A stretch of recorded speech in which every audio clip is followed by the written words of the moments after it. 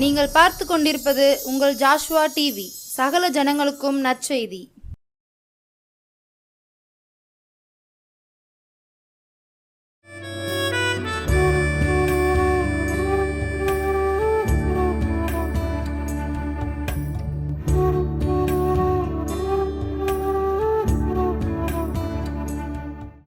ஆண்டவரும் இரட்சகருமாகிய இயேசுவின் நாமத்தினாலே ஜாஷ்வா டிவி அனைவருக்கும் அன்பின் சமாதான வாழ்த்துக்களை தெரிவித்துக் கொள்கிறேன்.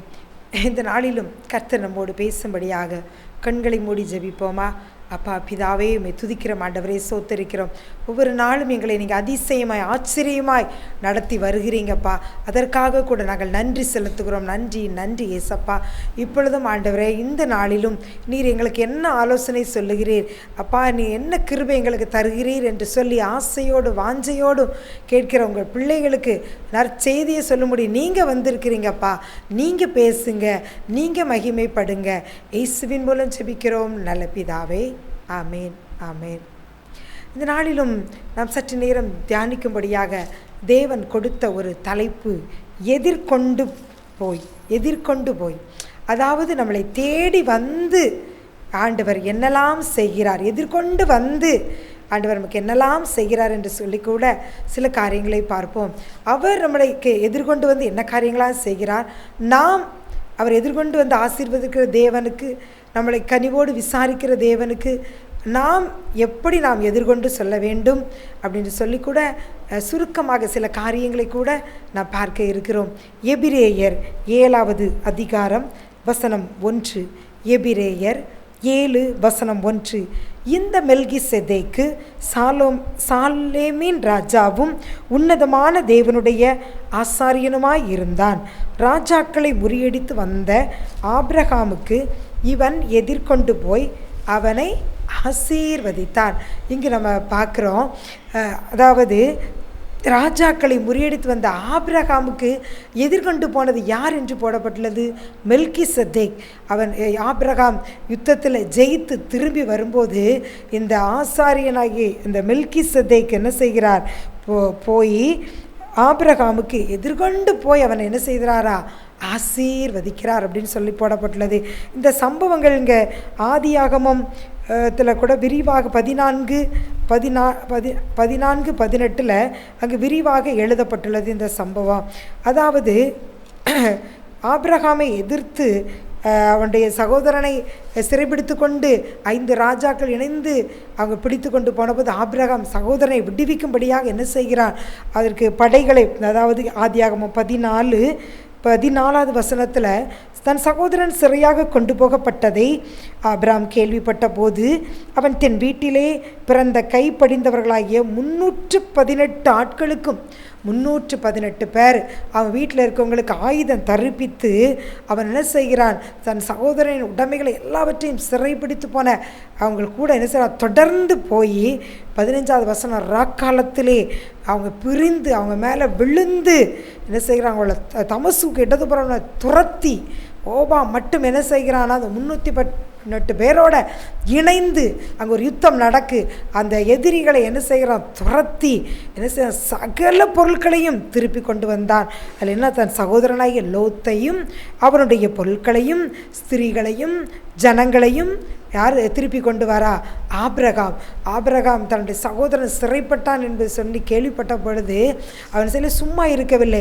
ஏன்னால் அவன் இவனை விட்டு என்ன செய்கிறான், பிரிந்து சென்று விடுகிறான். அவன் சோதோம் குமாராவை தெரிந்து கொண்டு அங்கு கடந்து செல்கிறான். அதையெல்லாம் ஆபிரகாம் பெரிதாக நினைக்காதபடி தன் சகோதரன் இப்படி தன் சகோதரனுடைய பொருட்களையும் ஸ்திரீகளையும் எல்லாவற்றையும் பிடித்து கொண்டு சென்று விட்டார்கள் என்பதை கேட்டவுடனே அவர் என்ன செய்கிறார், 318 ஆட்களுக்கும் ஆயுதம் தரிப்பித்து அவர் என்ன செய்கிறார், யுத்தம் செய்து தமஸ்குக்கு இடதுபுறமாக அவர் ஓபா மட்டும் அவங்களை என்ன செய்கிறார், துரத்தி எதிரி பிடித்து வைத்திருந்த சகோதரன் அப்படி பொருள் எல்லாம் திருப்பி கொண்டு வரும்பொழுது தான் அங்கு பார்த்தோமானால் அன்றியும் உன்னதமான தேவனுடைய ஆசாரியனாய் இருந்த சாலேமின் ராஜாவாகிய மெல்கிசேதேக் உன்னதமான தேவனுடைய ஆசாரியனும் சாலேமின் ராஜாவும் மெல்கிசேதேக்கு அங்கே என்ன செய்கிறாரா, அப்பமும் திராட்சரசமும் கொண்டு வந்து ஜெயித்து தன் சகோதரனுக்கு உள்ள எல்லாவற்றையும் திருப்பி கொண்டு வந்து அந்த ஆபிரகாமுக்கு எதிர்கொண்டு போய் அவர் என்ன செய்கிறார், மெல்கிசேதேக்கு அப்பமும் திராட்சரசமும் என்ன செய்கிறாரா கொண்டு வந்து அவனை எப்படியெல்லாம் ஆபிரகாமை ஆசீர்வதிக்கிறான் பார்த்தோமானால், அவனை ஆசீர்வதித்து வானத்தையும் பூமியையும் உடையவராகிய உன்னதமான தேவனுடைய ஆசீர்வாதம் ஆபிரகாமுக்கு உண்டாவதாக அப்படின்னு சொல்லி சாலேமின் ராஜாவும் ஆசாரியனுமாயிருந்த மெல்கிசேதேக்கு முதலாவது ஒரு ஆசீர்வாதத்தை சொல்கிறார். அதாவது வானம் பூமி எல்லாத்தையும் உடையவராக உன்னதமான தேவன், அவர் பெரியவர், அவர் உன்னதர், எல்லாவற்றையும் படைத்தவர், வானத்தை பூமியை உடையவர், அவ்வளவு பெரிய தேவனுடைய ஆசீர்வாதம் இந்த ஆபிரகாமுக்கு உண்டாவதாக அப்படின்னு சொல்லி என்ன செய்கிறார், மெல்கிசேதேக்கு ஆபிரகாமை ஆசீர்வதிக்கிறார். யுத்தத்தில் ஜெயித்து வந்த ஆபிரகாமுக்கு எதிர்கொண்டு போய் அவர் என்ன செய்கிறார், ஆசீர்வதிக்கிறார். அடுத்து ரெண்டாவது சொல்கிறார், உன் சத்துருக்களை உன் கையில் ஒப்பு கொடுத்த உன்னதமான தேவனுக்கு சோத்திரம் என்று சொன்னார். அடுத்து ரெண்டாவது சொல்றாரு, அவர் ஆசீர்வதித்து சொல்றாரு, உன் சத்துருக்களை எல்லாம் ஆபிரகாமே, உன் சத்துருக்களை எல்லாம் உன் கையில் தேவன் ஒப்பு கொடுத்தாரே, அந்த தேவனுக்கு சோத்திரம் என்று சொல்லி கூட சாலேமின் ராஜாவும் உன்னதமான தேவனுடைய ஆசாரியனுமாகிய இருந்த அந்த மெல்கிசேதேக்கு தேவனுக்கு நன்றி செலுத்துதான். பிரியமானவர்களே, இங்கே நான் பார்க்கிற சம்பவத்தில் அந்த சாலேமின் ராஜா தேவனுடைய ஆசாரியனுமாய் இருந்த மெல்கிசேதேக்கு ஆபிரகாமுக்கு எதிர்கொண்டு போய் வானத்தையும் பூமியை உடையவராகிய வானம் பூமி உடைய தேவனுக்கு தேவனுடைய ஆசீர்வாதம் ஆபிரகாம் உண்டாதாக என்று சொல்லி ஆசீர்வதிக்கான். இது எவ்வளவு பெரிய ஒரு ஆசீர்வாதம். அவன் யுத்தத்துக்கு போகும்போது அவன் மனம் கலங்கியிருக்கும், என் சகோதரனை பிடித்து கொண்டு சென்று விட்டார்களே, அவனுடைய மனைவி, பொருட்கள், உடைமைகள் எல்லாவற்றையும் என்ன செய்வது என்று சொல்லி அவசரமாக செயல்பட்டு இருப்பான். அந்த யுத்தத்தை ராக்காலத்தில் அவங்க போகிறாங்க, அநேகர் புரிந்து அந்த யுத்த தந்திரங்களை எல்லாம் அவங்க மேற்கொண்டு எப்படி அவர்களை பிடித்து வரலாம் என்று சொல்லி அவங்க என்ன செய்திருக்காங்க, செய்யும் பொழுது ஆபிரகாம் உள்ளம் தத்தளித்திருக்கும். அதன் பின்பதாக தேவன் அவனுக்கு ஒரு வெற்றியை கொடுக்கிறார். சகோதரனை பொருட்களையும் திருப்பி கொண்டு வந்த ஆபிரகாமுக்கு எதிர்கொண்டு போய், ஏன்னால் அவன் சகோதரனுக்கு நேரிட்டதை பார்த்து கொண்டு அந்த ஆபிரகாம் என்ன செய்யவில்லை, சும்மா இருக்கவில்லை. அவன் என்ன செய்கிறான், அதற்காக இறங்கி செயல்படுகிறான். செயல்பட்டு அவனுக்கு எல்லாவற்றையும் காப்பாற்றி அவன் கையிலே கொடுத்ததுனால அந்த மெல்கிசேதேக்கு வந்து என்ன செய்கிறான், ஆசீர்வதித்து உன்னதமான தேவனுடைய ஆசீர்வாதம் உனக்கு உண்டாவதாக சொல்லி அவனை ஆசீர்வதிக்கிறான். பின்பதாக நான் பார்த்தோமானால் அதே போல் ஆபிரகாம் செல்வ சீமானாய் இருக்கிறார்.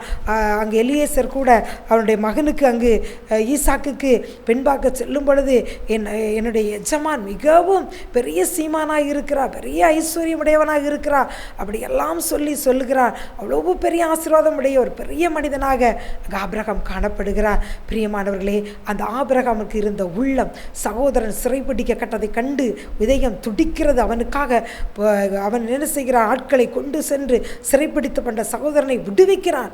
அதனால் உன்னதமான தேவனுடைய ஆசாரியன் சாலேமின் ராஜா எதிர்கொண்டு போய் என்ன செய்கிறார், அப்போ திராட்சரசம் எல்லாம் கொடுத்து அவனை என்ன செய்கிறார், ஆசீர்வதிக்கிறார். பிரியமானவர்கள், இதிலிருந்து நாம் கற்றுக்கொள்வது என்ன, ஆண்டவர் நமக்கு என்ன சொல்கிறார் என்று பார்த்தோமானால், நீங்களும் இப்படியாக நம்முடைய தேசம் முழுவதில் இருக்கும் சகோதர சகோதரிகள், ஆண்டவரை அறியாதவர்கள், அவர்கள் யார், அவர்கள் எல்லாம் நம் சகோதர சகோதரிகள், அவர்கள் எல்லாம் ஆண்டவரை அறிந்து கொள்ள வேண்டும். அவர்கள் எதிரியாகிய சத்துருவின் கையிலே அவர்கள் பிடிக்கப்பட்டு அவர்கள் சிறையாக கொண்டு போகப்பட்டிருக்கிறார்கள். நாம் உள்ளமும் இப்படியாக தவிக்க வேண்டும். என் சகோதரன், இவன் என் சகோதரி, இவனுடைய எல்லா பொருட்களையும், இவனுடைய எல்லாவற்றையும், இவனுடைய ஆத்மாவையும் சத்துரு பிடித்து வைத்திருக்கிறானே, நான் யுத்தம் செய்து நான் எதிரியாகிய சத்துருவை வீழ்த்தி அந்த ஆத்மாவையும் அவளுக்கு சத்துரு பறித்து வைத்திருக்கிற எல்லா ஆசீர்வாதங்களையும் நான் எதிரியின் கையிலிருந்து பறித்து என் சகோதரர்களை சமாதானத்தோடு வாழ உதவி செய்வேன் என்று சொல்லி நீங்கள் ஜெபத்திலும் நீங்கள்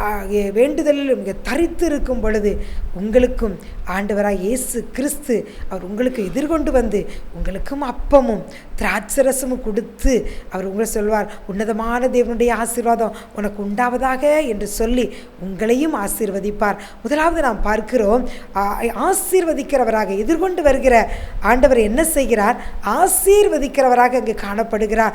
ஆசீர்வதித்து அவர் என்ன செய்கிறார்? எல்லா சத்துருக்களையும் உன் கையில் தேவன் ஒப்பு கொடுத்தார் என்று சொல்லுகிறார். பிரியமானவர்களை, இவர்களை பார்த்து கொண்டிருக்கிற நீங்கள், என் வாழ்க்கையில் பல்வேறு விதத்தில் சத்துரு போராடுகிறான், நான் எதிலும் ஜெயம் எடுக்கவில்லை, என்ன காரியங்கள் செய்தாலும் ஒரே தடையாக இருக்கிறது, குடும்பங்களில் போராட்டம், ஒரே கலக்கம், அப்படி வேதனையான காரியங்கள் என்று சொல்லி கலக்கத்தோடு இருக்கிறீர்களா? நீங்கள் உங்கள் சகோதர சகோதரிகளுக்காக அவர்கள் சிறையிருப்பிலிருந்தவர்களை மீட்கும்படி நீங்கள் திறப்பில் இருக்கும் பொழுது இயேசு உங்களுக்கு எதிர்கொண்டு வந்து அப்பமும் திராட்சரசமும் கொடுத்து உங்களுக்கு ஆசீர்வதித்து உங்கள் சத்துருக்களையும் அவர் என்ன செய்வாராம்? உங்கள் கையில் நிச்சயமாக அவர் ஒப்பு கொடுப்பார். நீங்கள் சொல்ல வேண்டியது எப்படி அங்கு மெல்கிசேதேக்கு அவருக்கு உன்னதமான ஒரு சத்துருக்களை உன் கையில், ஆபிரகாமே உன் கையில் தேவன் ஒப்பு கொடுத்தாரே அப்படி சொல்லி அவருக்கு சோத்திரம் சொன்னது போல நீங்களும் இன்று முதல் சொல்லுங்கள், என்னுடைய எதிரிகளை எல்லாம் கர்த்தர் அழித்து போட்டார், இதெல்லாம் என் கையில் தேவன் ஒப்பு கொடுத்தார் என்று சொல்லி உங்களுக்கு சோத்திரம், உன்னதமான தேவனே உமக்கு சோத்திரம் என்று சொல்லி ஆண்டவரை நீங்கள் மகிமைப்படுத்துங்கள். பிரியமானவர்களே, இதே போல தான் ஒரு சகோதரி தேசத்துக்காக ஜெபிப்பதில் அவர்கள் ரொம்ப ஒரு ஜெப வீராங்கனையாக இருந்திருக்கிறார்கள். நேரம் கிடைக்கும் போதெல்லாம் முழங்கால் படியிட்டு அவள் ஜெபிப்பார்களா. அவள் அப்படி உலக மேப்பை வைத்து, இந்திய தேச மேப்பை வைத்து கொண்டு எப்பொழுதும் பிள்ளைகள் கணவர் எல்லாம் வேலை கடந்து சென்ற பிறகு ஜெபித்து கொண்டே இருப்பார்களா. பின்னாட்களில் அவர்கள் பக்கத்து வீட்டில் ஸ்திரீகளெல்லாம் கூப்பிட்டு ஒரு மணி நேரமாவது ஜெபிப்போம் என்று சொல்லி அவர்களையும் கூட்டு ஜெபத்திலே வழிநடத்தி அந்த சகோதரி அவ்வளவாக எப்படியாகிலும் பாவத்திலும் சாபத்திலும் கிடக்கிற சத்துரு சிறைப்படுத்திருக்க ஜனங்கள் விடுதலையாக்கப்பட வேண்டும் கண்ணீரோடு பாரத்தோடு அவர்கள் ஜெபித்து கொண்டே இருந்தார்களா. அவர்கள் வாழ்க்கையில் ஒரு தடை காணப்பட்டு கொண்டிருந்தது. அவர்கள் கணவருக்கு ஒரு வேலை இருந்தது அரசு அலுவலகத்தில். ஆனால் அது ஒரு கான்ட்ராக்ட் பேயாக, இவ்வளவுதான் சம்பளம் அப்படின்னு கான்ட்ராக்ட் பேயாக அது இருந்துதான். ஆனால் இதற்காக அவர்கள் ஜெபித்து கொண்டே இருந்தார்களா. வேலை வந்தது. ஆண்டவர்கள் ஜெபத்தின் மூலமாக அந்த ஜெப குழுவில் அநேகர் இணைந்து ஜெபித்தார்கள். அவர்கள் வாழ்க்கையில் அற்புதம். அநேகர் இந்த கிராமத்தில் இருக்க ரட்சிக்கப்பட்டார்கள். அப்படி நடந்து கொண்டே இருக்கும் பொழுது கர்த்தர் இந்த மகளோட பாரமுள்ள ஜெபம், பெருமூச்சு, தன் ஜனத்தின் சிறையிருப்புக்காக அவள் திறப்பில் நின்று எதிரியாக சத்துருவோடு யுத்தம் செய்கிறதே அவர் கண்ட பொழுது கர்த்தர் மனம் இறங்கினார். அவர் இறங்கி வந்து அவர் எதிர்கொண்டு வந்து அந்த மகளை ஆசீர்வதித்தார். அவருடைய கணவருடைய வேலை பெருமண்டாக மாறியது. இதற்கிடையில் ஒரு பிள்ளைகள் வளர்ந்து அவர்களும் கல்லூரி படிப்பை ஒரு மகன் முடித்திருந்தான். அவனும் அரசு வேலைகளுக்கென்று அவன் ஒரு நிறுவனத்தில் சேர்ந்தவன் பயிற்சி எடுத்து கொண்டிருந்தான். அவனுடைய அரசு துறை தேர்வுகளை எழுதி வெற்றி பெற்று அவனுக்கும் ஒரு நல்ல ஒரு பதவியில் ஒரு வேலை கிடைக்கும்படியான கிருபையை கர்த்தர் கொடுத்தார். பிரியமானவர்களே, நீங்கள் உங்கள் சகோதர சகோதரிகள் சிறைப்பட்டவர்களுக்காக நீங்கள் யுத்தம் செய்து திறப்பிலிருந்து ஜெபிக்கும் பொழுது இயேசுவே உங்களுக்கு அவர் எதிர்கொண்டு வந்து உங்களை ஆபிரகாமை ஆசீர்வதித்தது போல உங்களையும் ஆசீர்வதிப்பார். அவர் வானத்தையும் பூமியும் உடையவரான தேவன். அந்த ஆசீர்வாதம் உங்களுக்கு உண்டாவதாக என்று சொல்லி பார்த்து கொண்டிருக்கிற உங்கள் வாழ்க்கையிலும் இன்னைக்கு உங்களை நேரத்தை செலவழித்து ஏசப்பா என்ன சொல்வார் என்று சொல்லி ஆசையோடு வாஞ்சையோடு காத்திருக்கிற உங்களுக்கு எதிர்கொண்டு வந்து உங்களை ஆசீர்வதிக்கும்படியாக ஒரு தேவன் கடந்து வந்திருக்கிறார். எதை குறித்தும் கவலைப்படாதீர்கள் பிரியமானவர்களே. அடுத்ததாக நாம் பார்த்தோமானால் எலியேசர் ஆதியாகமம் 24வது அதிகாரத்தில் ஆபிரகாம் சொல்லுகிறார், தன் மகன் ஈசாக்குக்கு பெண் கொள்ளும்படியாக எலியேசரிடம் சொல்லுகிறார், நீ கானானிய ஸ்திரீகளிடத்தில் என் குமாரனுக்கு பெண் கொள்ளாமல் என் இனம் என் தேசம் அங்கு போய் என் குமாரனுக்கு நீ பெண் கொண்டு வா. இதுதான் தேவனுடைய திட்டம். ஒருவேளை அங்கு இருக்கிற பெண் வராமல் போவாளானால் நீ என்ன செய், அவனை இங்கு அழைத்து கொண்டு போக வேண்டாம் அப்படின்னு சொல்லி எலியேசரிடம் ஒரு ஆணை இடுகிறார். அதாவது ஆதியாகமம் 24வது அதிகாரத்தில் இந்த சம்பவம்லாம் சொல்லப்பட்டுள்ளது. அப்படியா எஜமான் சொல்லுக்கு கீழ்ப்படிந்தவனாக எலியேசர் அங்கு கடந்து செல்கிறார், போகிறார். ஒட்டகங்கள் அங்கு பார்க்கிறோம். அவர் 10 ஒட்டகங்கள், தன் எஜமானுடைய சகலவித உச்சித பொருட்கள் எல்லாவற்றையும் கொண்டு சென்று தேவ திட்டத்துக்கு நேராக எஜமானுடைய குமாரனுக்கு அவருடைய இனத்தாரில் ஆண்டவருடைய பிள்ளைகள் பெண் கொள்வதற்காக அவர் அங்கு கடந்து செல்கிறார். போகும்பொழுது அவர் அவர் ஜெபிக்கிறார். ஆண்டவரே, இந்தந்த காரியங்களை எல்லாம் நான் பார்க்கும் பொழுது என் ஒட்டகங்களுக்கு தண்ணீர் வார்க்கிறவள் எனக்கு தருவேன் என்று சொல்லுகிறவர்கள் அவர் சொல்லுகிற ஒரு பெண்ணை எனக்கு காட்டும் என்று சொல்லி ஜெபிக்கிறார். அப்படியாக அங்கு ஒரு பெண் வருகிறாள். அங்கு 24 ஆதியாகமம் 24 வசனம் 16 15 பின்பகுதியிலே சொல்லப்படுகிறது. ரெபெக்காள் குடத்தை தோள்மேல் வைத்து கொண்டு அங்கு புறப்பட்டு வருகிறார். எலியேசரின் கண்களுக்கு முன்பாக வருகிறாள். அப்பொழுது அவள் துறவில் இறங்கி தன் குடத்தை நிரப்பிக்கொண்டு ஏறி வருகிறது. ஏறி வந்தாள் என்று வசனம் போடப்பட்டுள்ளது. இதையெல்லாம் எலியேசர் இந்த காட்சிகளை எல்லாம் பார்க்கிறார். பார்த்துவிட்டு அந்த எலியேசர் சும்மா இருக்கவில்லை. ஆபிரகாமின் வேலைக்காரன் என்ன செய்யவில்லை, சும்மா இருக்கவில்லை. அப்பொழுது அங்கே சொல்லப்பட்டுள்ளது, அப்பொழுது அந்த ஊழியக்காரன் அவளுக்கு எதிர்கொண்டோடி அவருக்கு ஓடுறார். அந்த ஸ்திரீயை எதிர்கொண்டு ஓடி அவர் துறவில் இறங்கி தண்ணீர் எடுத்து ஏறி வந்த ஸ்திரீக்கு எதிர்கொண்டு ஓடி அவர் கேட்கிறாள், தண்ணீரில் கொஞ்சம் குடிக்க தர வேண்டும் அப்படின்னு சொல்லி கேட்கும் பொழுது அங்கே பின்பதாக அங்கே வசனங்கள் சம்பவங்கள் அவள் 2 பேரும் உரையாடுகிற காரியங்கள் அங்கே எழுதப்பட்டுள்ளது. குடியும் உன் ஒட்டகங்களுக்கும் நான் தருவேன் அப்படியெல்லாம் அந்த பெண் சொல்கிறாள். அப்படியே அந்த பெண் ஒட்டகங்களுக்கு எல்லாம் தண்ணீர் வார்க்கிறாள். அற்பதாக வேறு கையில் வைத்திருக்கிற எல்லா உச்சிதங்களையும் கொடுக்கிறாள். கொடுத்த பின்பதாக அந்த பெண் சொல்லுகிறாள், என் வீட்டில் எங்களிடத்து நிறைய தீவனங்கள் உண்டு, தங்குறதுக்கு இந்த இடமெல்லாம் உண்டு, நீர் வாரும் என்று சொல்லி அழைத்து செல்கிறார். அதுதான் பார்த்தோமானால் அங்கு வசனம் 24 ஆதியாகமம் 24வது அதிகாரம் வசனம் 24 அதற்கு அவள், நான் நாகோருக்கு மில்கால் பெற்ற குமாரனாகிய பெத்துவேலின் மகள் என்று சொன்ன பொழுது இவன் ஆபிரகாமுக்கு உறவு முறை என்பதை அறிந்து கொள்கிறார். தேவனுக்கு அங்கு நன்றி சொல்லுகிறான். பின்பதாக லாபான் அவனுடைய சகோதரன் லாபானை சந்திக்கிறான். அப்படியாக அவனுடைய தாய் தகப்பனை எல்லாம் சந்தித்து ரெபெக்காளை அவன் தன்னுடைய எஜமானின் மகனுக்கு அவன் துணைவியாக அங்கிருந்து அழைத்து வருகிறான். தேவ திட்டம் அங்கு நிறைவேறுகிறது. பிரியமானவர்களே, இங்கு ஆபிரகாம் என்ற ஊழியக்காரன் எதிர்கொண்டோடி ரெபெக்காளை சந்தித்து அந்த மகளை அவன் என்ன செய்கிறான், தன் எஜமானுடைய மகனாகி ஈசாகுக்கு பெண் கொண்டு வருகிறான். அது மூலமாக தேவ திட்டம் அங்கு நிறைவேறுகிறது.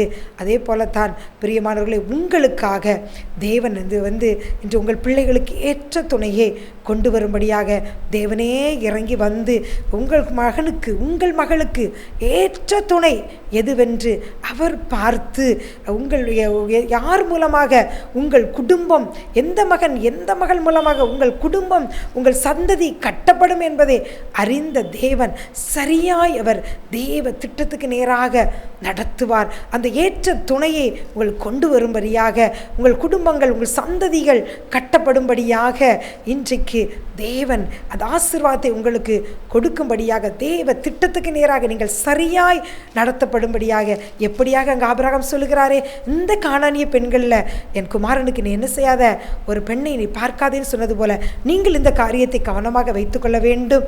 நீங்கள் ஒளிக்கும் இருளுக்கும் ஐக்கியமேது அந்நிய நுகத்திலே அவிசுவாசிகளோடு நீங்கள் என்ன செய்யக்கூடாது, பிணைக்கப்படக்கூடாது.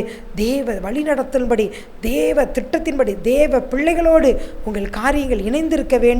அந்த ஆசீர்வாதங்களை தரும்படியாக உங்கள் சந்ததியை உங்கள் குடும்பங்களை கட்டும்படியாக தேவன் என்று எதிர்கொண்டோடி உங்களை ஆசீர்வதிப்படிக்க வந்திருக்கிறார். முதலாவது பார்த்தோம், அங்கு ஆண்டவர் எதிர்கொண்டு வந்து என்ன செய்கிறார், ஆபிரகாமை ஆசீர்வதிக்கிறார். அவன் எல்லா விதத்திலும் அவன் ஆசீர்வதிக்கப்பட்டவனாக மாறுகிறான்.